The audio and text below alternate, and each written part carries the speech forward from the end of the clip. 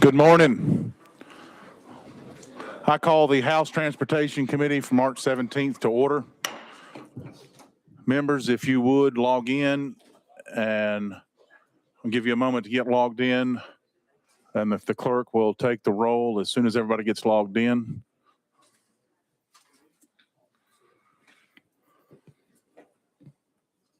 So long was it open?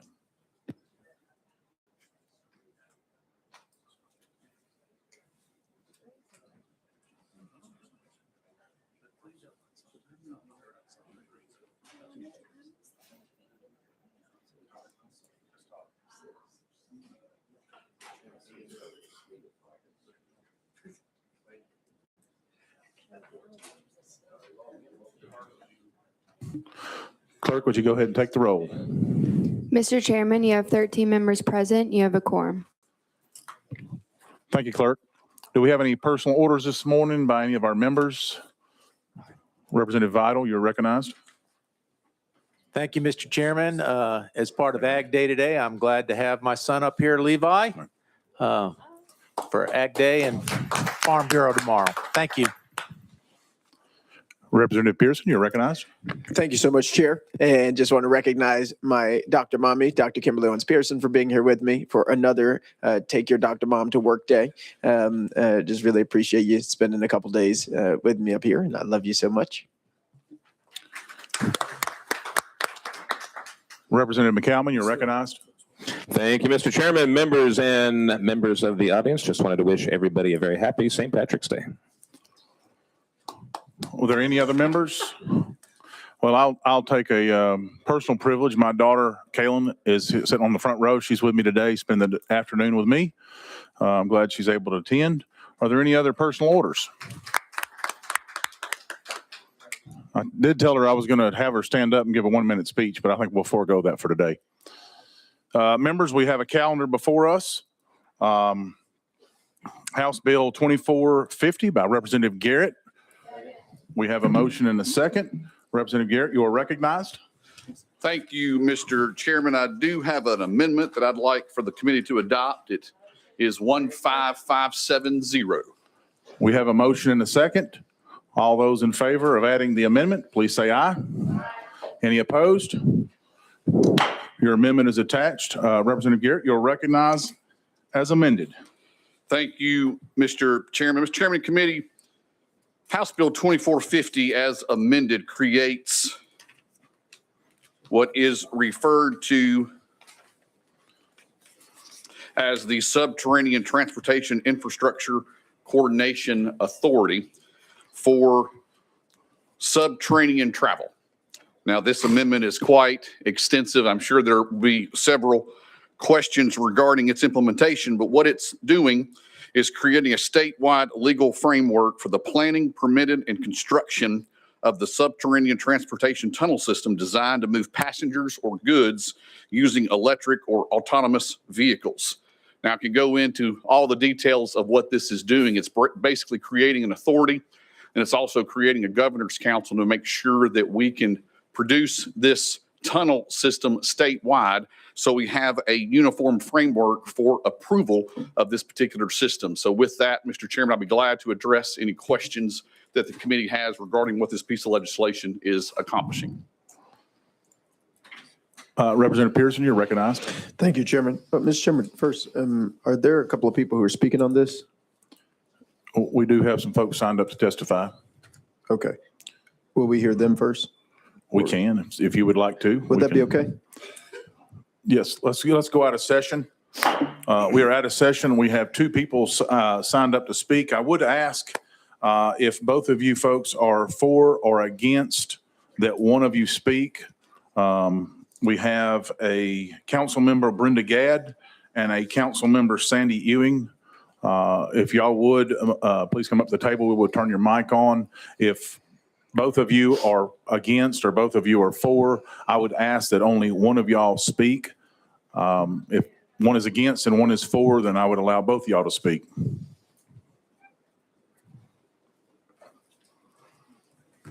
If you would sit down and your microphones are on, if you would state your name, and then you may begin. Thank you for having us here. Thank you so much for this opportunity. My name is Brenda Gadd. I'm a council member representing District 24. I do have my remarks, and so I'll make sure those are emailed and turn this over to my colleague. The Metro Council has voted on a resolution opposing the Music City Loop, and so we are here to represent that position and the reasoning before that. So, Dr. Ewing, I'll turn this over to you. Let me interject one second. I apologize.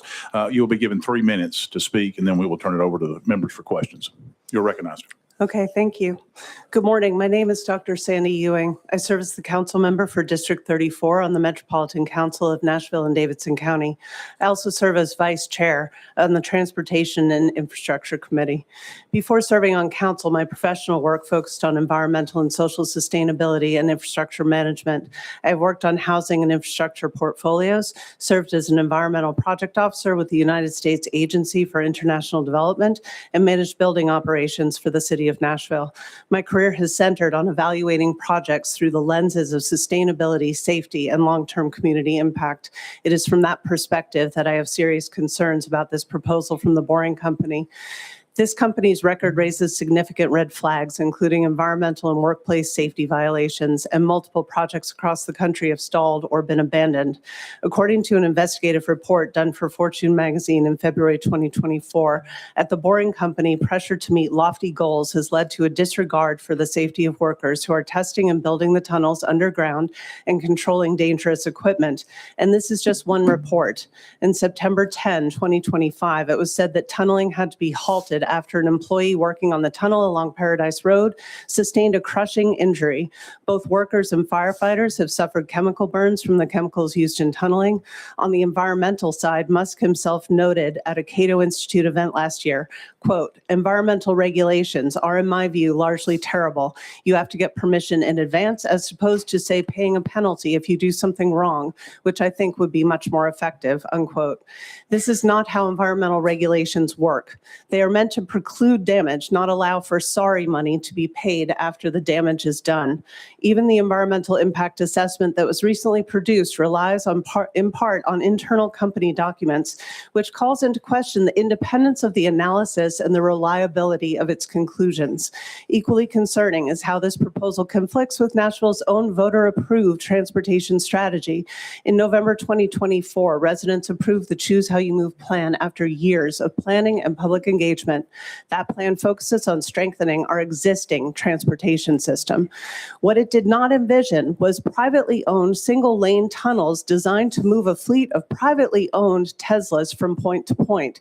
If we are going to dig tunnels in Nashville, we should be building infrastructure capable of moving hundreds of people at a time, not a handful. Finally, there are serious unanswered questions about accessibility and emergency safety under the Americans with Disabilities Act. With egress points proposed as far as 2,500 feet apart, it is difficult to see how people with mobility impairments could evacuate safely in an emergency. Infrastructure decisions of this scale must prioritize safety, transparency, and the public good. Nashville deserves infrastructure that serves everyone, not projects imposed without meaningful local input. Thank you. Thank you, Ms. Ewing. Very well timed. We have members that have questions. Representative Pearson, you're recognized. Thank you. Excuse me. Thank you, Mr. Chairman. Could you talk about, because some of us may not know, and honestly, it was only in the last few weeks that more information came out about the Music City Loop and the Boring Company and sort of what that means as it relates to the possibility of this new agency being constructed? Like, what is that project? You are recognized. Project was never really brought to city council. It was done without meaningful local input. The digging began across from my church, First Baptist Capitol Hill, without any warning, without so much as a discussion with my church and the pastor. We were told that there weren't going to be impacts, but the church did feel impacts. We felt seismic impacts, actually, when they were blasting. So what we have felt and continue to feel is a glaring lack of public engagement, a lack of understanding of what the impacts are going to be, answers that are substandard or just actually false. And so honestly, without local control, we feel that there are things that are not being regarded. There are dangers with the karst geology of our region. They say that the rock is fine. That may be true. It's strong rock. However, it is karst geology, which means that sinkholes can form at any given moment. Without the input of local geologists who understand not only that karst geology, but how the water resources move underneath the city, it is hard to say what the outcome of this project will be. And honestly, it doesn't make sense to me to have a state level body running a project within our city, under our city streets, without us having input. It is not right, and it is not going to be producing the best outcome for Nashville, for visitors, for anybody, especially if we find that a sinkhole is produced from all of this activity. Not only that, but the routes that are proposed go under the Cumberland, Mill Creek, Browns Creek. All of those have endemic species that cannot be replaced if they are damaged. We know from newspaper reports that this company has a history of environmental damage that they've done because they have not been following regulations, which is why I quoted Elon Musk's disdain for environmental regulations. We do not want damage to our environmental systems done and then a bunch of money thrown at us to try and make it better. You can't undo some of these things. Representative Pearson, you're recognized for follow-up. Thank you, Chairman. If Councilwoman Gadd could share as well. Perfect. Thank you so much. And thank you for the question. Thank you to my colleagues' experience and expertise into this. We also, after many requests, the boring company did come to the Metro Council for a public meeting. And so many questions were asked. We have received some information, but have still yet to receive information about the impact on public water, which is something Metro Water Services, the water you're drinking out of cups, that's something we manage here as well. The reason I lift that up is what was shared with us, and what's really concerning about legislation that does not involve local voices, local input, is something I know from growing up in East Tennessee, in the coal fields of East Tennessee, and knowing what those long-term impacts are when you don't have, when you have out-of-state companies that come in and buy. And the state gives away resource that you don't have local input. What you don't get is the exact foam, the chemical combinations of what's going to be used and flushed through this tunnel, and how that's going to be as the geologic underground that we have with talking about karst, our particular limestone, and we don't have even the data. They were unwilling to share what is actually in the polymers, the chemical combine that's used for this tunnel. So we don't know what the long-term impacts are going to be. I don't see anything represented in the legislation. I've not reviewed the amendment. I assume the amendment's lengthy, but also in order to address a fiscal impact for the legislation of what a statewide, but without local input, without expertise to understand what the cost will be for long-term issues when we talk about water quality.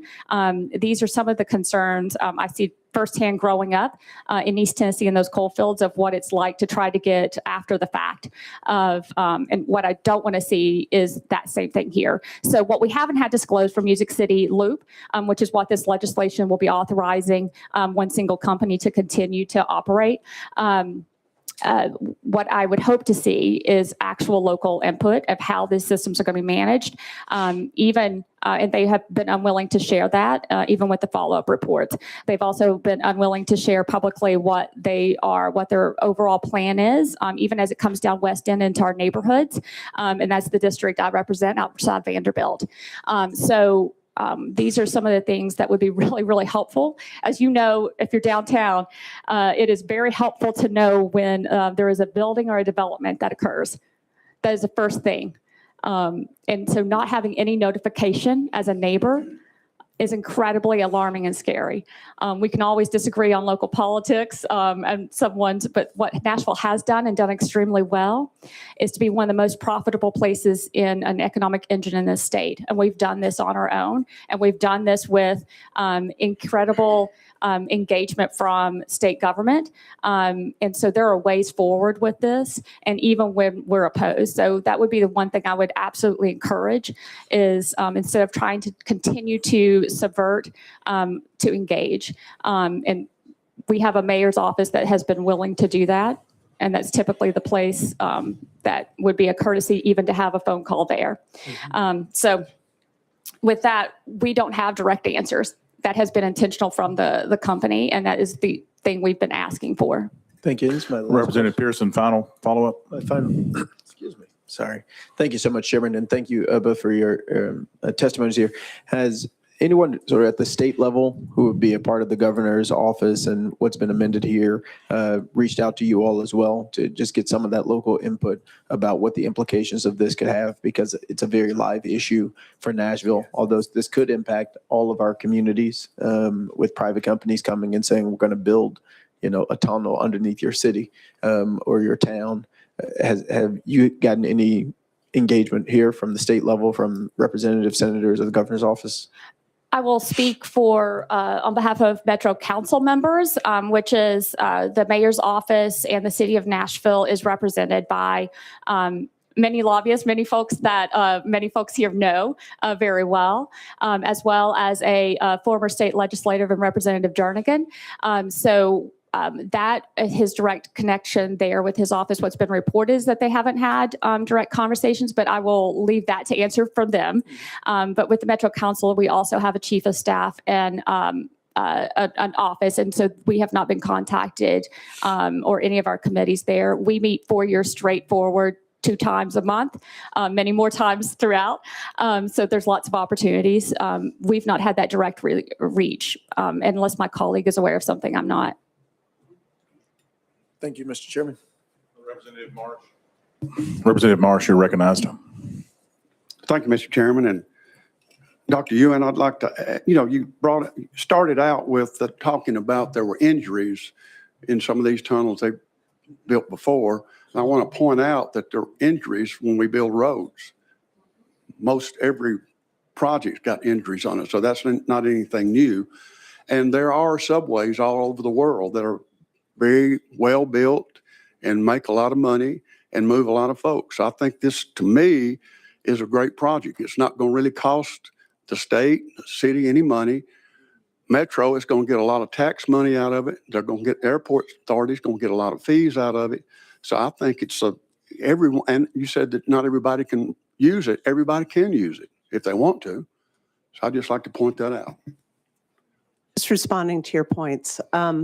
Number one, you're absolutely right. There are always going to be injuries in any kind of infrastructure project.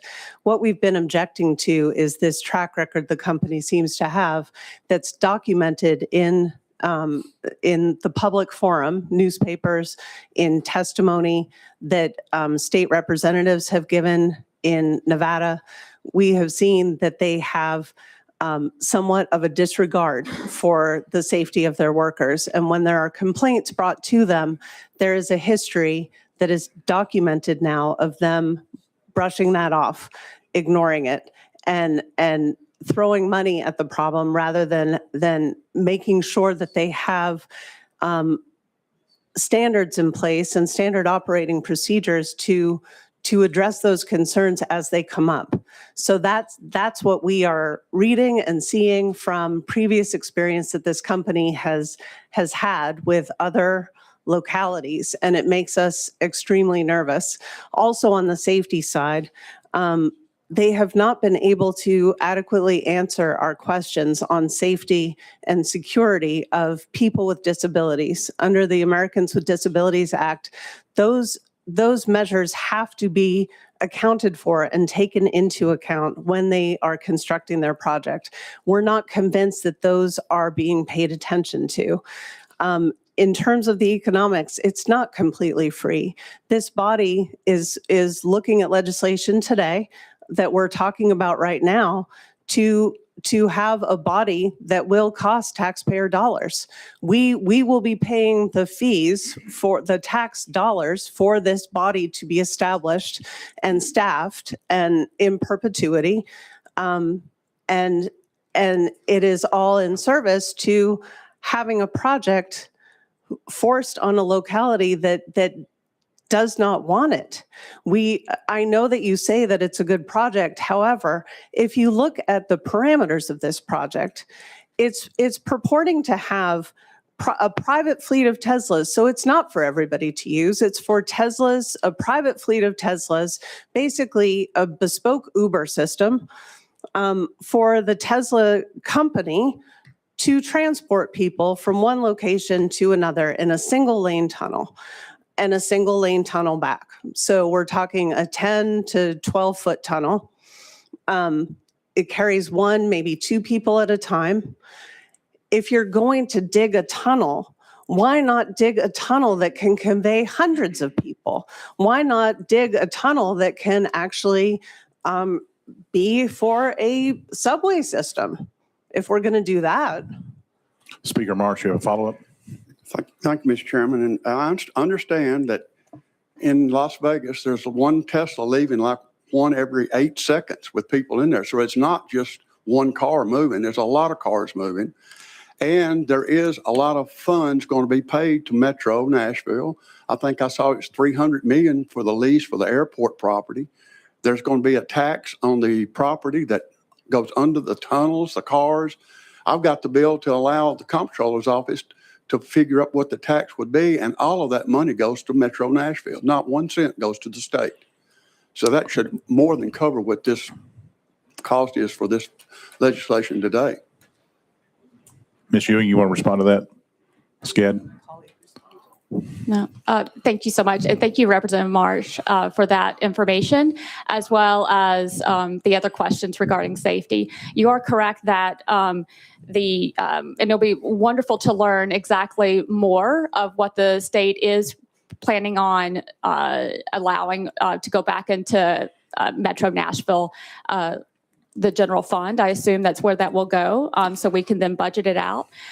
So that will be wonderful to learn, especially as Davidson County is one of the counties that is opposed or prohibited and preempted in this state to even have impact fees when we think about developments. So that would be definitely out of the ordinary, but we would appreciate the funds back. And so learning more about those will be very helpful. And that's part of the collaboration and communication. I will say that even an 8-second departure, what we have learned is that to the of what a Tesla will do in the tunnel to meet the company's own low-end capacity claims, the single or two passenger Tesla would actually have to depart every 3.6 seconds, 60 miles an hour through the route with a 90-degree turn. To meet its claims of what it would provide from the airport. Well, we don't have confirmation from the airport. And as you all know, with the airport authority legislation, it's also going through, and we're talking about funds being rerouted to the airport. The way the airport works currently is a little different than going directly into general funds for Metro Nashville. So while that continues to go and reinvest, and I think the representative here has another piece of legislation, so it'll be wonderful to learn how those will actually be managed when the funds go back to the airport with the new takeover.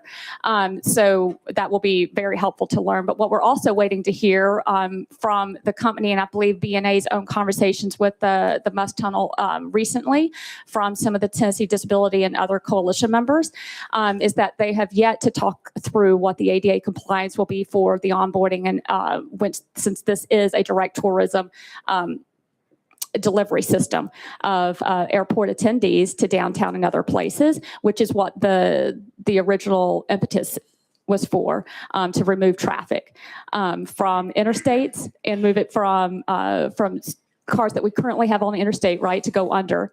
And so directly from the airport to downtown tourist locations. That was the original phone call that was had from a politician's son to the company in order to bring this here. So while it does serve a private company, would love to have some of the other things that you've lifted up, which are real subway systems, which are real larger transportation. I don't guess we have a private company willing to do that type of an investment, but rather for their own branded cars. But if you're able to dictate on the tunnel size, which we've not been able to get information on, then you may actually be able to have something that could get emergency responders down. What we've not been able to get satisfied answers is when there is something that happens under that tunnel, in that tunnel with a car needing repair or someone having an emergency situation, how do you get, and what we've not been able to have answered is how do you get emergency services there and present? What we've been told is that has been shared. What we've not been told is how. So those are all things that perhaps they're willing to speak to an agency outside of Nashville, Davidson County, and that's wonderful. But these are emergency services that we will be required to also fund and make sure our people with the fire department emergency services are able to be there safely in order to save lives, which is what they do on a day in, day out basis. And so it's unconscionable to think that all this can be redirected without our folks to be able to understand how we're going to save lives. It is simple as that. Take all the politics off. How are you going to actually save human lives when there's an issue? And that's whether that's water quality from the water you drink here to make sure our firefighters can go in if there's an issue.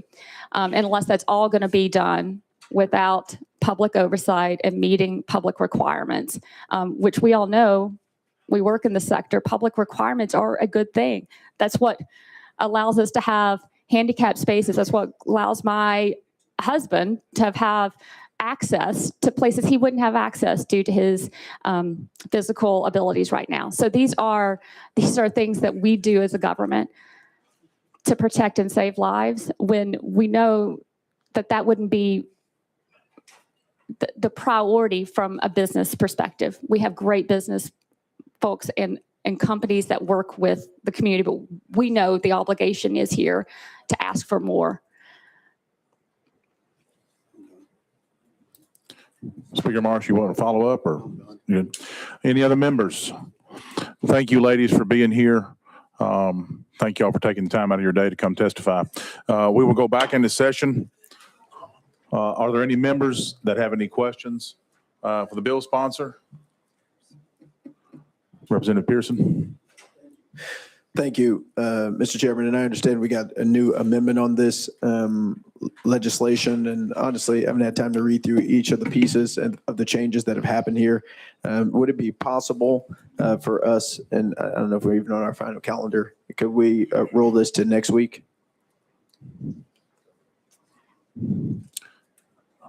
Representative Pearson, are you making a motion? Yes, just to give us all time to read this new amendment, because it's a pretty substantial change from what it was last week when the sponsor was here. Well, I didn't hear a second, so I think it fails for lack of a second. So, Okay. I'll take that. Representative Garrett, I think you're recognized. Thank you, Mr. Chairman. Let me kind of address some of the testimony. Let's separate some fact from fiction from a lot of what was said, and let's address, I guess, the elephant in the room here would be if this project, which right now the only space or the only operator in this space is the boring company, but this is applicable to any operator in this space. And let's just be honest with ourselves. If this wasn't about Elon Musk and his affiliation with President Trump, those on the other side would be shouting at the wind, supporting this piece of legislation, supporting this piece of innovation of what this could possibly create, right? You can't create something like this and ignore federal law regarding folks that need a little help with access under the ADA. Saying that this doesn't address that is nothing more than political hyperbole to scare folks, to say this company doesn't care about people, to say things that this company doesn't care about their safety, to make sure someone's not injured in the process, as Speaker Marsh mentioned, that any time an interstate is built, a pole is repaired from a storm, there is a risk of someone being injured as that's related to any project that we do to improve infrastructure. But to use that as an excuse not to go forward with such innovation that can move people across this state in a way that no one can. In Vegas alone, there's 6,500 passengers per day, 35,000 passengers a month. That's over 12 million people moved in 1 year under one loop that's less than 8 miles long in Vegas that can move people off our streets, take thousands of cars off the streets a day just from here to the airport. And the city council that represents the folks of Nashville says no because of one man. One simple reason, because he supports President Trump and the policies that President Trump puts forth.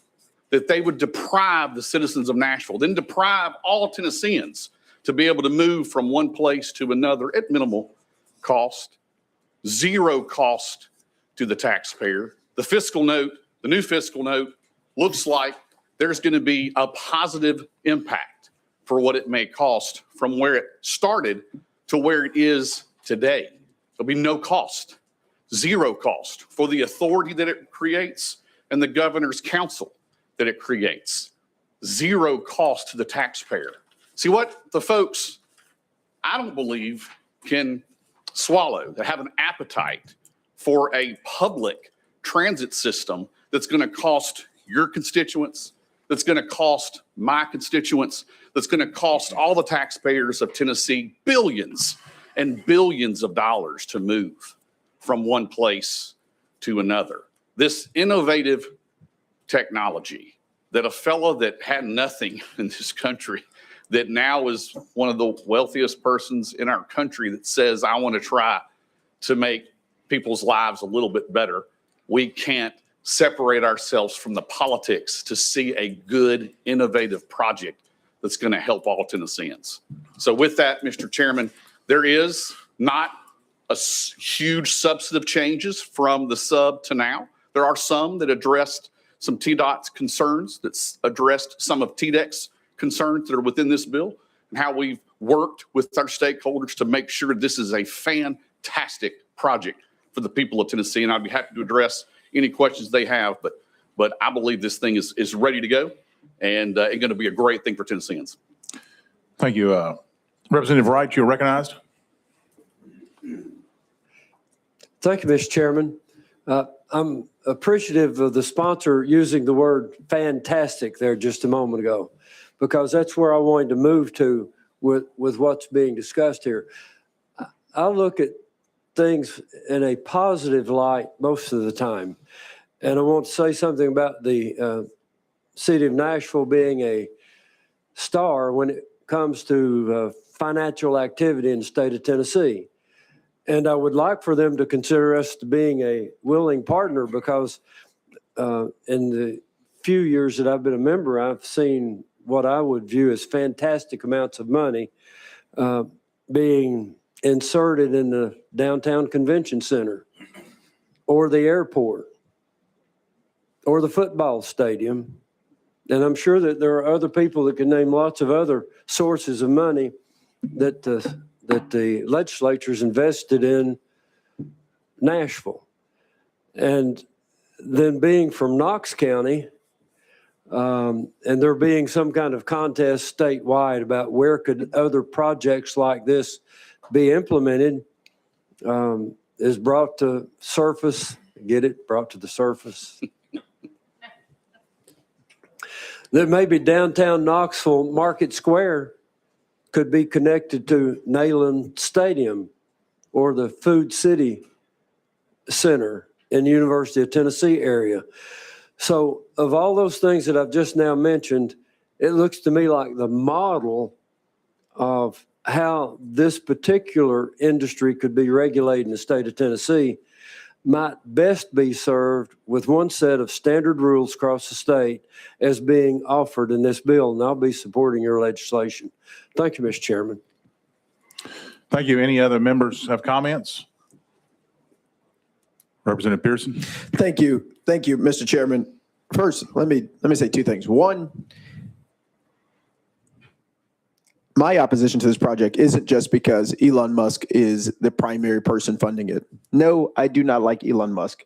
Elon Musk is polluting my community and has illegally done so for over a year. He has 27 gas turbines operating in DeSoto, South Haven right now. No, I don't Representative like him. Pearson, we need to stay on the bill. I understand, Mr. Chairman. This was one of the points the sponsor mentioned. I thought it was about his legislation. Well, let's just stay on the bill.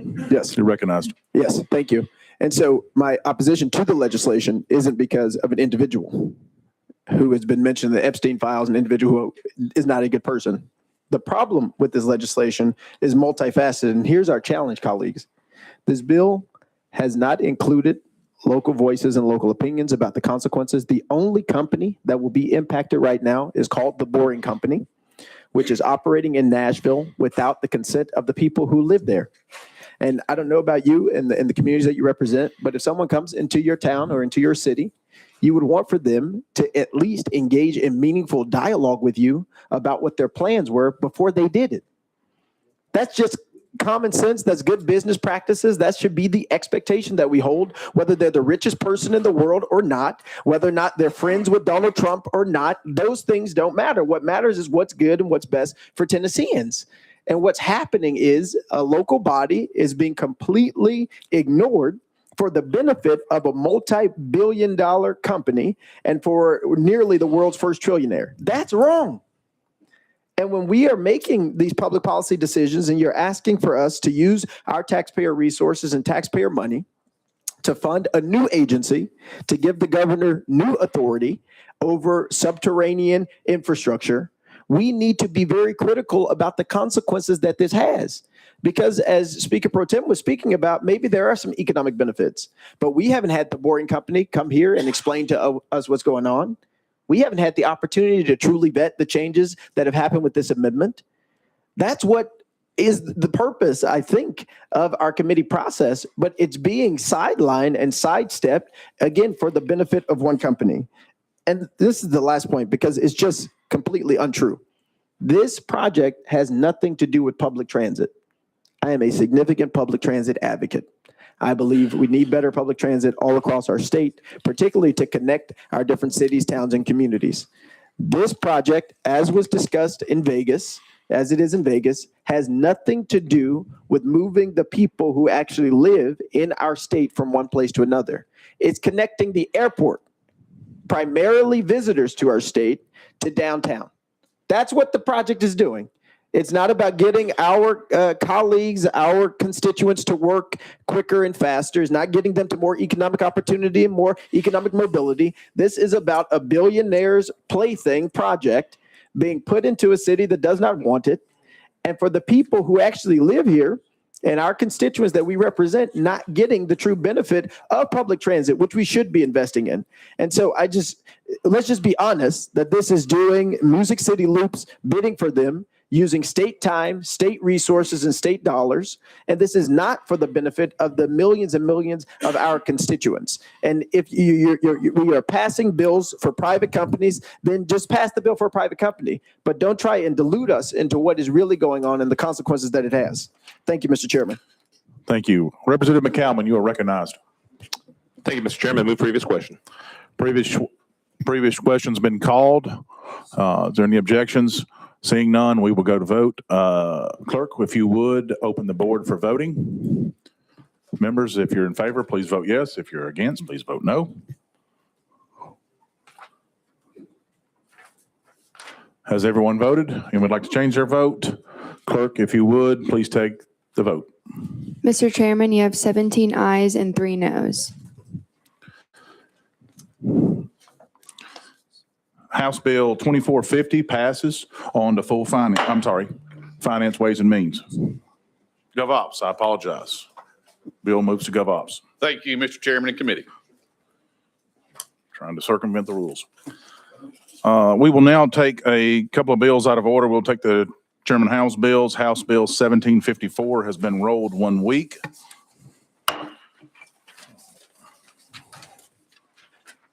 House Bill 1751 by Chairman Howell. Chairman Howell, you are recognized. Thank you, Chairman. This is the annual Transportation Committee Omnibus Bill for license plates, specialty license plates. It's made up of numerous amendments that's brought to the Transportation Office and make the bill, so I would ask for passage. Chairman, do we not have a couple amendments we need to attach to this bill? That is correct. I have Amendment 14767. We have a motion and a second. Your bill is amended. We have another amendment. Yes, this was wasn't a late filed amendment. It just missed the deadline. That is Hold on, 15649. Mr. Chairman. I need to go ahead and take a vote on that first amendment. All those in favor of that amendment, please say aye. Aye. Any objections? Your amendment is attached. If you would, give us a second amendment drafting code, please. 15649. We have a motion and a second. All those in favor of amendment number 2, please say aye. Your bill is amended. Thank you. Mr. Chairman, you are recognized on your bill as amended. Thank you. The last amendment was just an extension of time for the ALS research specialty license plate extension. Other than that, I move passage. Members, do we have any questions on this bill? Question has been called. Clerk, if you would, open the board for voting. All those in favor, please vote aye. All those against, please vote no. Has everyone voted? Clerk, if you would, please take the vote. Mr. Chairman, you have 18 ayes and 0 noes. House Bill 1752 moves on to, 1751 moves on to finance. And item number, should be 13. Yeah.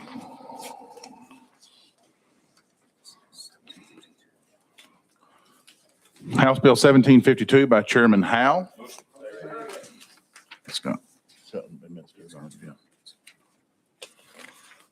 Mr. Chairman, you are recognized. I believe there is a couple of amendments. I'm Thank you, flipping the Chairman. Yes.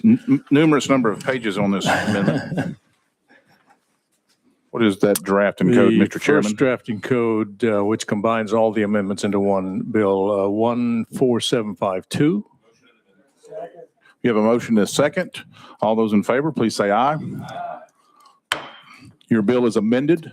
Mr. Chairman, do we not have a second? We do. It's 15622. We have a motion and a second. All those in favor, please say aye. Bill is amended.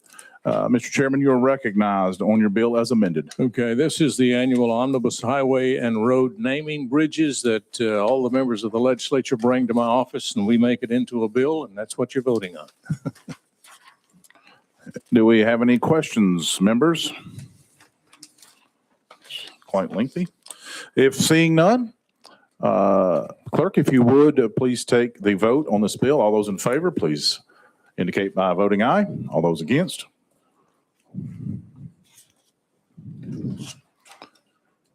Clerk, if you would, please take the vote.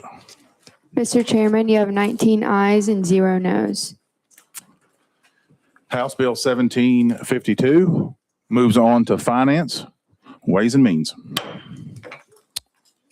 Mr. Chairman, I will turn the gavel over to you.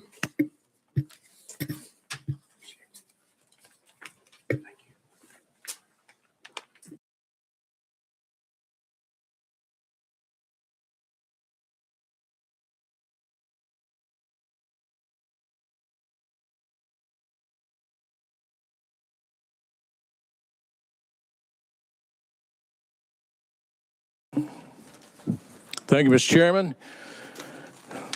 Thank you for covering for me while I was presenting a bill in insurance, and job well done. Thank you very much. Moving on to item number 2 on the calendar, Representative Balso, House number 1457. Is he in the room? Then we will roll him to the heel. Moving on to item number 3, Chairman Hulsey is in the room, and you are recognized, sir. Thank you, Mr. Chairman. Thank you, committee. This This bill's in two parts. This is a little piddly part. Piddly part. I more- believe you have an amendment. Do we need to put this amendment on the bill, sir? Okay, I didn't know if it went on in the subcommittee or not. We It's, have to adopt it in the full. 12871. That's it. We have a motion second on the amendment. All in favor of adding the amendment, say aye. Aye. Amendments on the bill, please explain as amended. Thank you, sir. The more substantial part of this bill comes up in front of your subcommittee this afternoon. This is the easy part. You probably had the same complaints I've had, folks walking into DMV and being told they have to get a real ID and that they don't have an option. People moving here from out of state get the same thing. A lot of confusion on it and not the understanding that a real driver's license, a real ID is an option if you want it. But you don't have to take it. You have an option to take a regular Class D driver's license like you've always had. And that's what this bill does. It straightens out some of that so there's no confusion about when people go to DMV. It strengthens transparency by ensuring every driver's license applicant's clearly informed of the choice between a real ID and a non-real ID. Applicants will receive a standardized printed explanation allowing documentation requirements, allowable uses, and embedded technology for each license type before making their selection. And by requiring a signed acknowledgement, the bill creates a clear record that applicants were informed and made an affirmative decision. The measure protects consumer choice by directed staff to process a non-real ID license when an applicant declines a real ID. And posting a prominent statement on the department's website that real ID is optional reinforces public awareness beyond the licensing counter. So that just straightens all that up, and that's what the bill does. Members, you've heard the explanation from the sponsor. Any questions? We're ready to vote. Please open the voting board, Madam Clerk. All in favor, vote yes. Opposed, vote no. Madam Clerk, please take the vote. Mr. Chairman, you have 19 ayes and 1 no.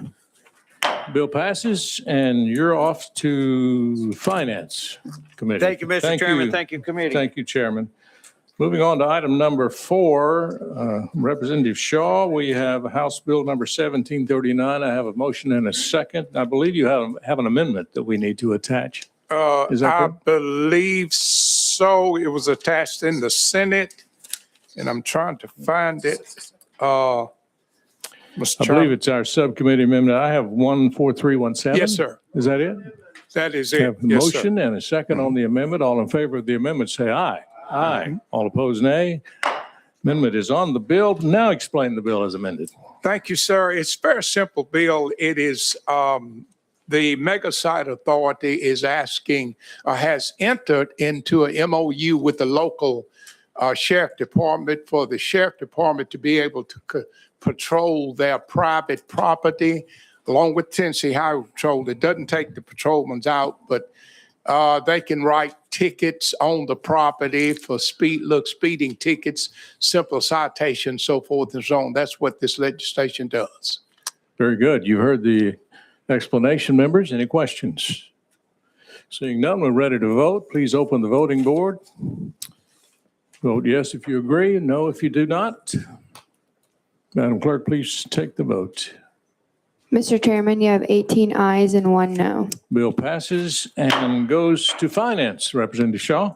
Thank you, Mr. Chairman and members. Thank you. Up next is item number 5 with Representative Freeman, House Bill 2302. You're recognized, sir. Thank you, Chairman and Committee. I have an amendment here. I think I need to put it on as well. Yes, you do. Drafting Code 14762. That's what I have. We have an motion on the amendment and a second. All in favor of the amendment, say aye. Aye. All opposed, nay. Amendment is on the bill. Please explain as amended, sir. Thank you, Chairman and Committee. What this bill does is allow for local law enforcement agencies to create rules on how they would give tickets to autonomous vehicles. We see them all over the streets now. They're coming. If we don't do this, there will be no way for us to hold these autonomous vehicles accountable for breaking traffic laws. We've all seen the videos online of them driving through school zones, not following hand signals from police officers, actually driving through police standoffs and stopping in the middle. And so, again, what this would do would allow us to be able to mail a ticket to the owner of the vehicle, because currently, if that happens, we would pull that person over, give them a ticket. But because there is no person, this gives us an opportunity to hold these folks accountable. And with All that, I right. stand ready to answer questions. You've heard the explanation. Any questions for the sponsor, Representative McCalvin?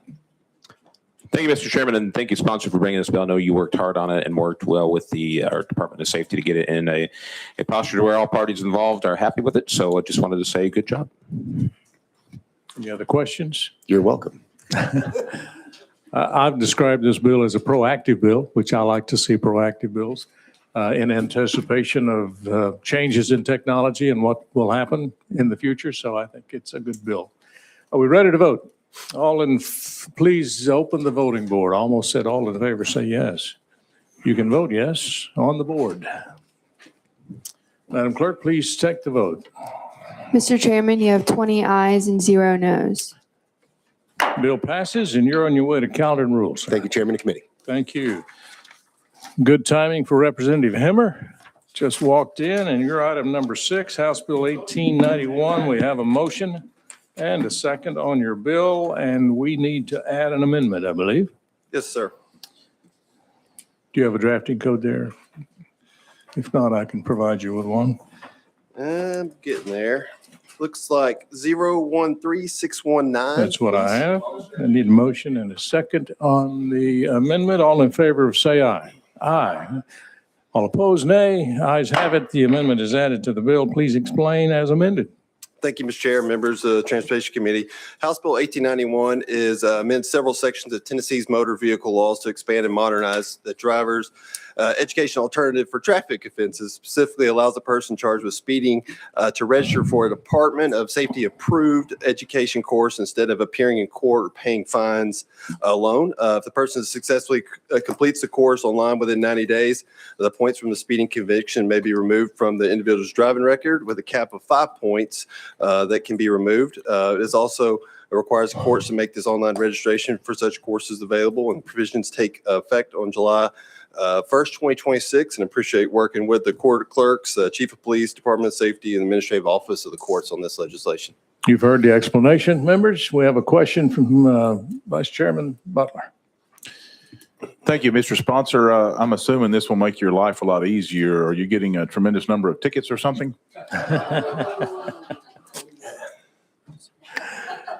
No. Chairman Russell. Thank you, Mr. Chairman. The way I understand it, there's a 4-hour driving course and an 8-hour driving course. Would this cover both of them? You recognize. It would cover whatever the department is, has approved. What's really happened is you had some instances with court clerks, they didn't even have websites. What we're trying to do here, I've had several instances where I've had constituents, had people that, got a ticket one place in Tennessee, they had a misdemeanor, they'd have to take off work, drive 4 hours just to go register for the course and be done. So instead of just having that where you're having to appear in court, it's given them it's given a requirement that they can sign up online, still pay those fees, get whatever course they would have done, still allowing them to do it in person if they want to do the in-person course as well. We're just trying to modernize the system so it's a little bit easier for constituents. I hope that it covers both of them, but I'm support your bill, so thank you.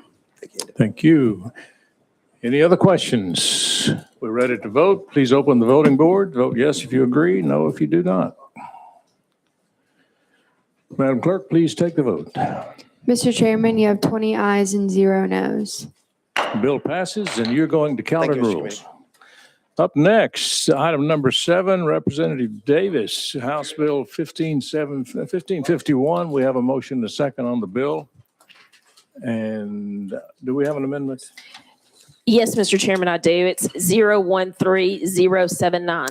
We have a motion and a second on the amendment. All in favor, say aye. Aye. All opposed, nay. Ayes have it. Amendments on the bill. Please explain as amended. Thank you, Mr. Chairman. What this piece of legislation does is it requires the Department of Correction to coordinate with the Department of Safety and Homeland Security to provide a driver's license to inmates who possess or previously possessed a driver's license that was in good standing prior to incarceration. And with that, I stand ready for any questions. You've heard explanation. Any questions? Seeing none, please open the voting board and we will vote yes or no.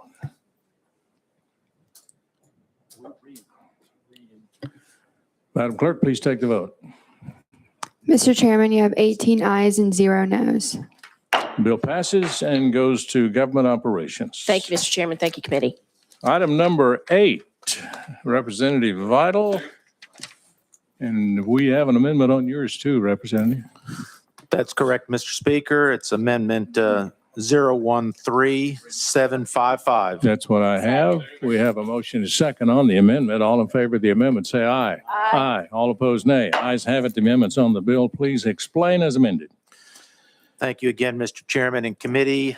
House Bill 1168 is being transformed into a study bill directing TASER to perform an evaluation of autonomous vehicle technology in Tennessee. As you know, autonomous vehicles are becoming more common. The technology is moving rapidly and will be an important part of our driving future in transportation. The goal is to provide the General Assembly with recommendations for the future regulation of autonomous cars, trucks, and pod vehicles. The study will examine autonomous vehicles in both the private and commercial capacities, including interstate commerce, passenger transport, and food delivery. TASER is tasked with looking how these vehicles will affect our roads, transportation infrastructure, and overall public policy. All relevant state agencies will work together to see and make sure that there's the potential for streams of revenue, as well as the impact on employment and hazardous waste transport. This allows us to collect data-driven policy as we look to the future of interstate commerce or employment, thus providing a formal mechanism to get the facts before we move forward with this new technology. With that, I'm open to questions. Stand for your support. You've heard the explanation. Any questions for the sponsor? Seeing none, we're ready to vote. Please open the board. Madam Clerk, please take the vote. Mr. Chairman, you have 19 ayes and 0 noes. Bill passes and goes to, give me a minute. Goes to Finance. Thank you, committee. Thank you. We are now on item number 9, House Bill 1817. But Chairman Russell, you recognize, sir. We have a motion and a second on your bill. I believe we have an amendment, don't we? Thank you, Mr. Chairman. I do. I got 15698. 15698. That is amendment number 2. And that's the one you prefer, right? Yes, sir. Okay, we have 2. All in favor of amendment number 2, say aye. Aye. All opposed, nay. Ayes have it. The amendment is on the bill. Please explain, Chairman. Thank you, Mr. Chairman and committee. House Bill 1817, as amended, requires a law enforcement officer to issue a CDL holder an out-of-service order if they cannot read or speak English. It also directs the commissioner to suspend a commercial driver's license until the driver passes a written commercial test in English. With that, I renew my motion. You've heard the explanation. We have questions. Representative Pearson. Thank you, Mr. Chairman. And sponsor, a little shocked by this legislation from you. Right now, does the department come to you saying that this is a problem or concern? So this came from traffic crashes on Highway 68 and Tellico Plains, where the officers would respond to crashes and the drivers couldn't communicate in English.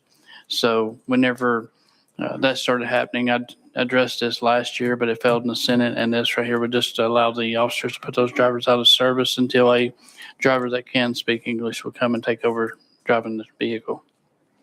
Follow up? Thank you. Our road test for a CDL or to get a driver's license, is it only in English?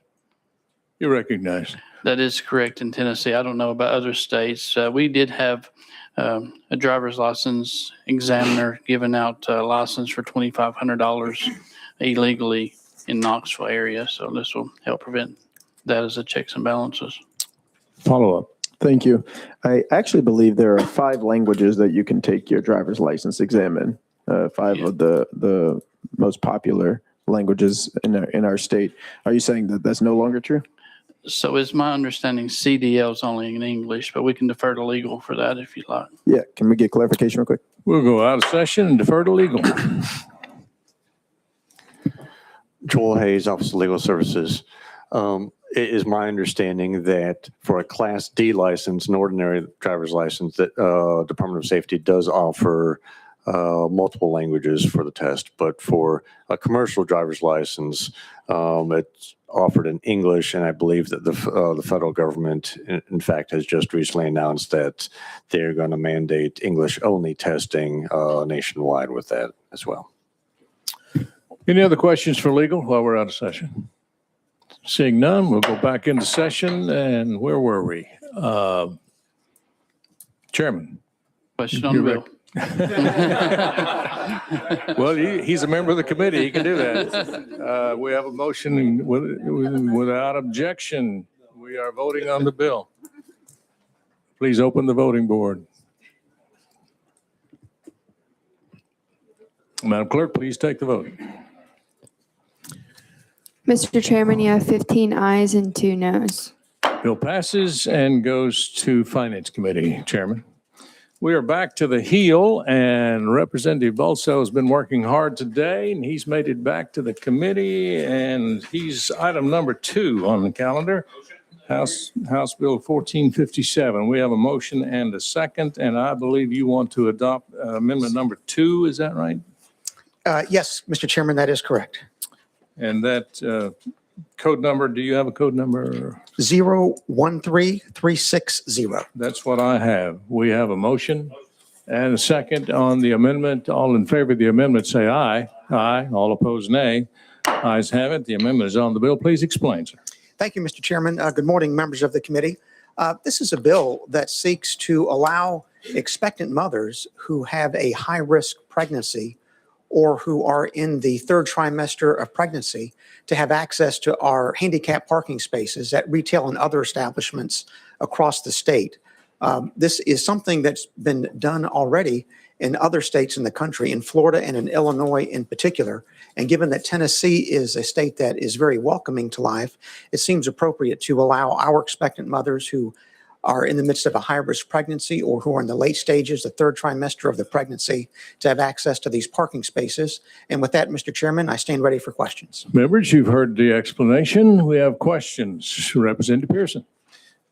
Thank you so much, Chairman. And Representative Balso, I appreciate the intent of your legislation. And just reading it, I just think temporary placards may also be issued to a female who is in her 3rd trimester of pregnancy. And then it says, or who has a pregnancy certified to be high risk by her physician. And I just wonder if we might, if I might motion to change or to and.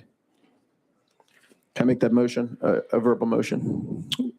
We no longer, if I may, we no longer take verbal amendments. Okay. I really do It's not think, permitted by the rules, I believe. I don't know. I've seen it in other committees, but if that's not in this committee, Chairman, that's okay. Sure. Any other questions? Representative Renault. Oh, I'm sorry. Oh, did you have a follow-up? I apologize. You're recognized. No, that's okay. I was saying if it's not permitted in this committee, that's okay. I had seen it in other committees. So Yeah, we don't do that. if you don't do that, that's fine. What I will say is I've had a number of people, including on Disability Rights Day, come with concerns about this legislation. And I don't know if my colleagues know this, but since the American with Disabilities Act was passed in 1990, accessible parking spaces and standards have not been updated. So even though the population of people in our country have increased, the population of people with disabilities has increased, the number of available spaces has not. For women who are having high-risk pregnancies, which obviously need additional care and concern, they can already receive a placard from their doctors if they are having a high-risk pregnancy or if there's a challenge like that. But this, without there being an increase in parking supply, is allowing for people who actually aren't disabled, right, to be able to use already a limited number of spaces that exist. And so women who are in their 3rd trimester, they are not disabled. But if they are having a high-risk pregnancy, they would already be able to get a specialized placard for those circumstances. And so I understand your intent, and I've seen a lot of private businesses say this parking space is for expectant mothers only. But the recognition we have to have is that there already are not enough spaces for a lot of the people in our community who are disabled.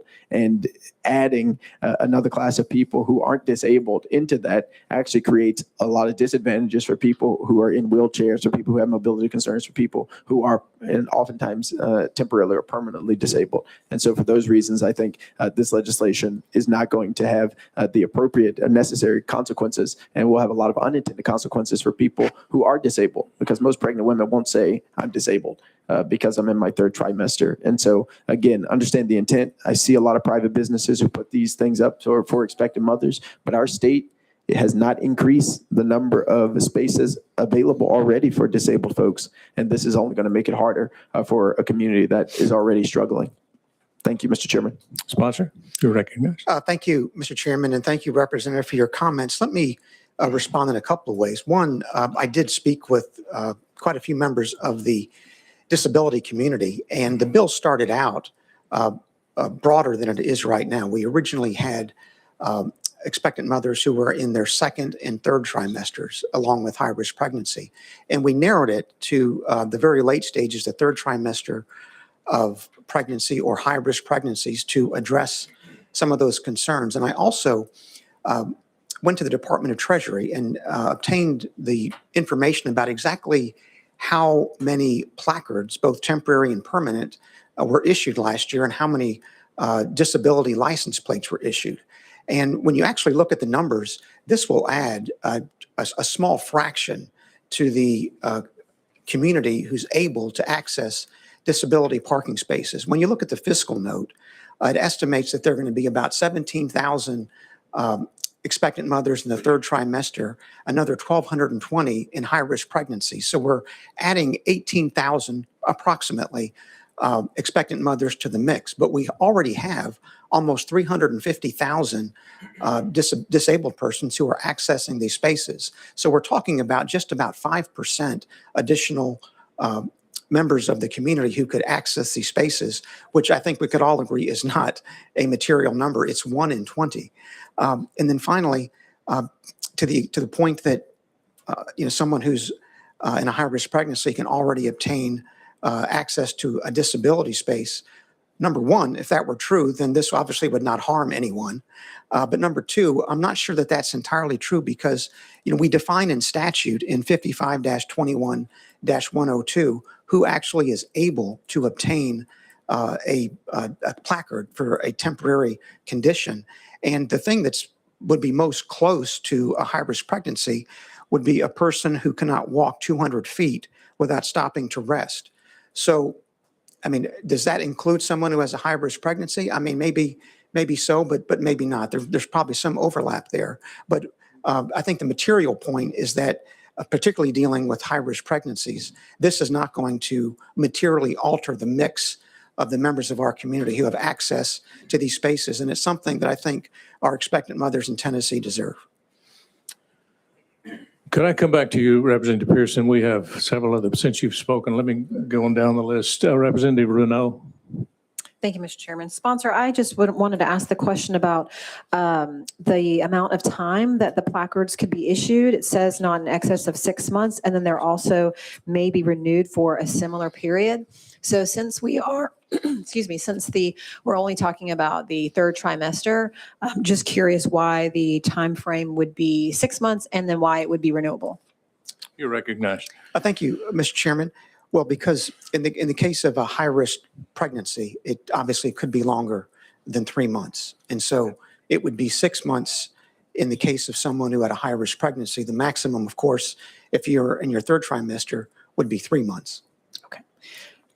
Follow up? Thank you. I also prefer the narrowing it more to be able to say that it would be the third trimester, and high risk, just because I supported this bill in subcommittee, but I have heard from a lot of folks in my community directly in Chattanooga who've said that they do struggle with finding parking spaces. I regretfully am not going to be able to support it in full committee based on that feedback. Thank you. Moving on down the list, Representative Vital. Thank you, Mr. Chairman. Sponsor, I appreciate your passion for this bill, and I know that it would help someone. However, the intent of a placard is for disability or seniors who have real challenges. It's a growing population. The amount of people who have reached out to me from the disability community, whether you think it only addresses a 5% additional need, if you're in a wheelchair and you're bound in a van and you're driving around the block looking for a parking place, that's significant. And we're having that challenge constantly in the disability community. So with that, I think the intent of who you're trying to serve can be addressed already in extreme situations. And with that, I'm going to have to not support this bill. Thank you. Representative Harris. Thank you, Chairman. And sponsor, is there a requirement that they turn these placards back in at the end, or do they just get to keep them and just supposed to throw them away? What is the process for it? You're recognized. Thank you, Mr. Chairman. The process is that the temporary placard has got an expiration date on it. So if you were someone who was in, for example, the third trimester of a pregnancy, you would have a beginning date, you'd have an end date. If you were a high-risk pregnancy, it could be up to 6 months, as we discussed a moment ago. Follow up. Representative Pearson, we're back to you. Thank you so much. And again, if this said, and I promise you, I would support this legislation because, when we're dealing with maternal mortality, particularly in our communities, Black communities, it's significant and substantial. But I just think the fact that we're making it more of a convenience tool instead of for folks who have real disabilities is why I won't be able to support your legislation. Thank you, Chairman. You're recognized. Thank you, Mr. Chairman. If I might, I think this bill as it's presently constituted would be a benefit to expectant mothers across the state. But if we are not on final calendar, Mr. Chairman, I might ask to roll this for until the next available calendar so we can make this amendment that some of the committee members seem to want, because I think that might get us to a point on having a bill that everyone would be very happy to support. Okay, we can roll it, but it will have to go to the final count, not to the, have to go to the special calendar, because this would be your third roll, Representative. Will the special calendar be heard, Mr. Chairman? Yeah, it will be. Then that's fine. Okay, without objection? Okay, let's take a couple more comments. Well, first, Representative Todd is first. Let's go to Representative. Thank you, Mr. Chairman. And I think this bill and this discussion has brought to light something that I hear from my constituents. On this particular bill, I've heard from one, and it's not a constituent, someone from a district that's already been mentioned, and I don't know what the issue is in those districts. But what I hear from that community is there are folks that are certainly able-bodied that are using these placards. Now, they may be a relatives or something, but they're still utilizing these parking spots. And that's what I think we need to work on is letting our folks know that when we see somebody doing that, chastise them for it. You shouldn't be using that spot. You can walk just as well as I can, and save it for our elderly and our disabled and then these expectant mothers. So I fully support what you have here, but I do think that it's incumbent on all of us to, I guess, educate those in our communities that may be using these parking spaces illegally. Thank you. Representative Glenn. Thank you, Mr. Chairman. And that's exactly what I was going to bring up, that maybe in that amendment that you're rolling for, maybe put in there that, at the end of the pregnancy, whatever the timeout line is, that the placard has to be turned back in and make it a requirement to turn it back in to DMV.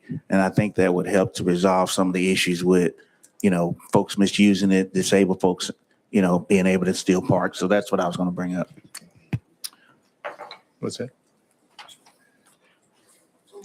All right. So at the request of the sponsor, having been calendared for 3 meetings, House Bill 1457 will be heard on special calendar to be published with the committee's final calendar. So without objection, it's rolled to the special calendar. Thank you, Mr. very Chairman. much, Thank you, sponsor. committee.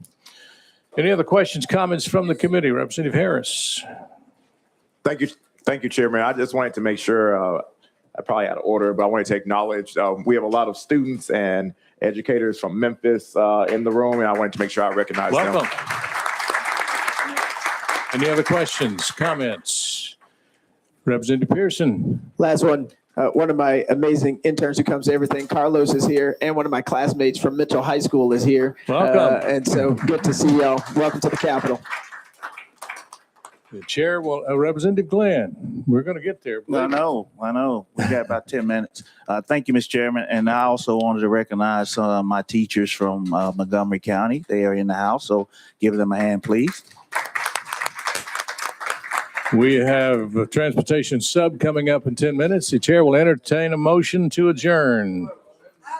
We are adjourned.